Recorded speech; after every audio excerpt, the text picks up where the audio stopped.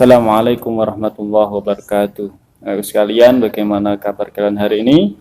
Semoga kalian di rumah baik-baik saja dan sehat selalu. Baik, untuk hari ini yaitu kita akan belajar tentang SKI, secara kebudayaan Islam. Sebelum kita belajar, marilah kita membaca basmalah terlebih dahulu. Bismillahirrahmanirrahim.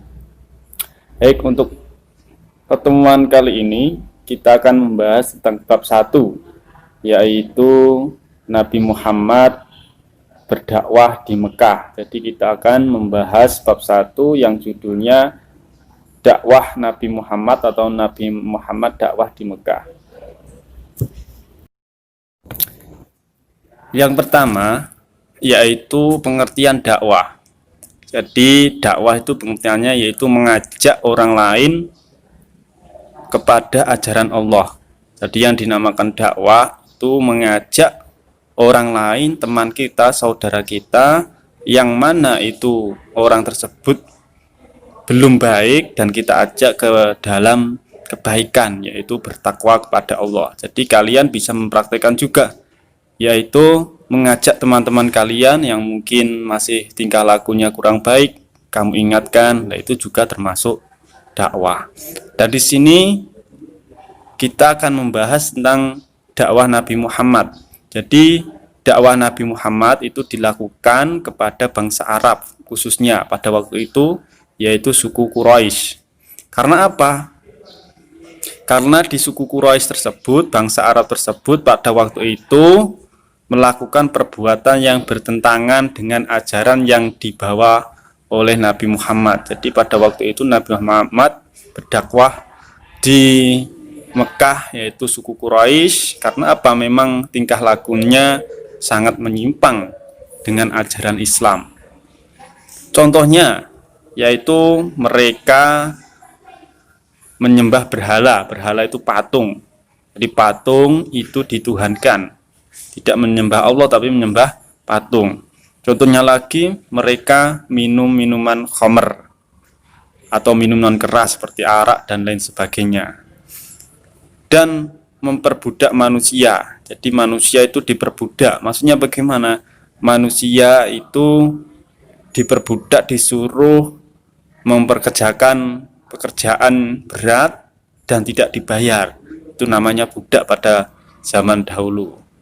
Jadi apa hikmah yang kita bisa ambil ini? Yaitu kita bisa menirukan sifat Rasulullah, yaitu berdakwah dengan mengajak orang lain untuk bertakwa kepada Allah, mengajak orang lain yaitu mengajak orang lain kepada ajaran Allah. Yang kedua yaitu perintah Allah kepada Nabi Muhammad SAW untuk berdakwah. Nabi Muhammad SAW diangkat oleh Allah sebagai Rasul pada usia 40 tahun. Pengangkatan tersebut ditandai dengan turunnya malaikat Jibril untuk menyampaikan wahyu yang pertama, yakni Al-Quran surah Al-Alaq ayat 1 sampai ayat 5 di Gua Hira, yang ayatnya bunyinya Iqra bismi rabbikal ladzi khalaq, al-ayah sampai pasti kalian sudah hafal Iqra. Biasanya turunnya surah Al-Quran surah Al-Alaq, surah yang pertama kali itu dalam sejarah Islam dinamakan Nuzul Quran, yang biasa kita peringati pada tanggal 17 bulan Ramadan. Itu biasanya sudah diperingati. Kemudian turun lagi surah Al-Mudaththir ayat 1-7 yang berisi perintah Allah Subhanahu wa taala agar Nabi Muhammad SAW berdakwah menyiarkan agama Islam kepada umat manusia. Dan disinilah perintah pertama kali Nabi Muhammad oleh Allah diperintahkan untuk berdakwah di kota Mekah. Jadi mengajak manusia untuk menyembah Allah. Yang ketiga yaitu membahas isi atau materi dakwah Nabi Muhammad SAW di kota Mekah. Apa isinya?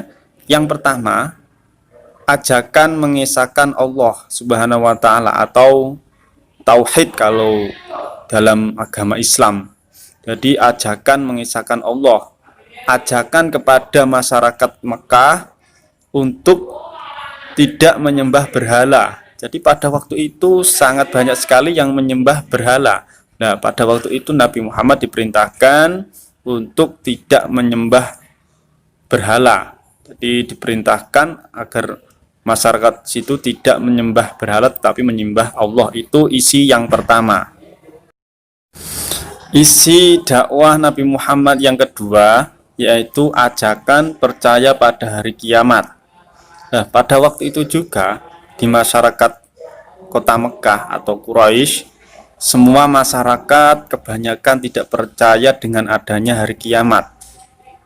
Jadi di situ Nabi Muhammad meyakinkan atau mengajak yaitu mempercayai adanya hari kiamat dan mempercayai bahwa Allah kelak akan membalas perbuatan manusia. Kalau banyak dosa akan dimasukkan neraka dan banyak amal kebaikan akan dimasukkan surga. Itu isi dakwah Nabi Muhammad yang kedua. Isi atau materi dakwah Nabi Muhammad yang ketiga yaitu ajakan menghormati hak manusia. Yang pertama, ajakan menghormati kaum perempuan. Jadi pada waktu itu di kota Mekah, perempuan itu sangat rendah derajatnya. Bahkan setiap bayi yang lahir dan itu perempuan, maka di situ akan dibunuh. Kenapa? Karena dianggap perempuan itu derajatnya sangat rendah daripada laki-laki. Pada waktu itu Nabi Muhammad mengajak kaumnya di kota Mekah untuk menghormati wanita. Jadi antara wanita dan laki-laki itu derajatnya sama di sisi Allah. Itu yang ajakan yang pertama. Ajakan yang kedua, ajakan membebaskan perbudakan manusia. Jadi pada waktu itu banyak sekali budak-budak. Jadi orang kaya membeli budak itu berupa manusia untuk dipekerjakan dan tanpa diberi bayar sepeser pun. Disuruh-suruh dan tidak dibayar. Maka Nabi Muhammad diperintahkan oleh Allah untuk membebaskan perbudakan manusia. Jadi tidak ada lagi budak seperti kehidupan yang sekarang ini. Kita ini merasakan kehidupan yang normal bahwa antara manusia, antara perempuan dan laki-laki derajatnya sama di sisi Allah. Jadi jangan membeda-bedakan. Ya, itu ajaran Nabi Muhammad.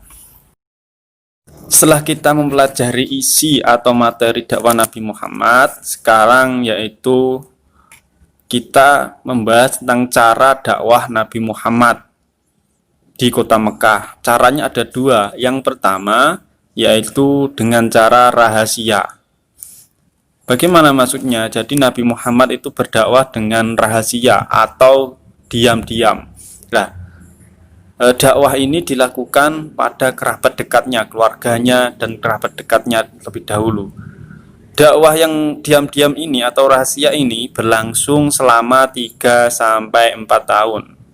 Jadi intinya apa? Yang pertama itu dakwah secara rahasia dilakukan kepada keluarga kerabat dekatnya selama 3-4 tahun.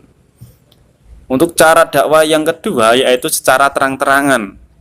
Nah, ini dilakukan langsung oleh Nabi Muhammad kepada kaumnya berjumlah banyak secara terang-terangan. Dakwah ini berlangsung setelah tahun keempat dari kenabian. Jadi setelah rahasia, kemudian menggunakan dakwah secara terang-terangan. Itu saja yang Ustadz terangkan secara singkat. Untuk selanjutnya, tugas kalian di rumah yaitu membaca apa yang sudah saya terangkan tadi, halaman 3 sampai halaman 6. Dibaca dengan pelan-pelan, dibaca dengan teliti, dan digaris bawahi atau distabilo. Kemudian dipahami. Itu saja dari Ustadz. Mari kita tutup pembelajaran pada hari ini dengan bacaan hamdalah bersama. Alhamdulillahi Rabbil Alamin. Dari Ustadz kurang lebih mohon maaf. Assalamualaikum warahmatullahi wabarakatuh.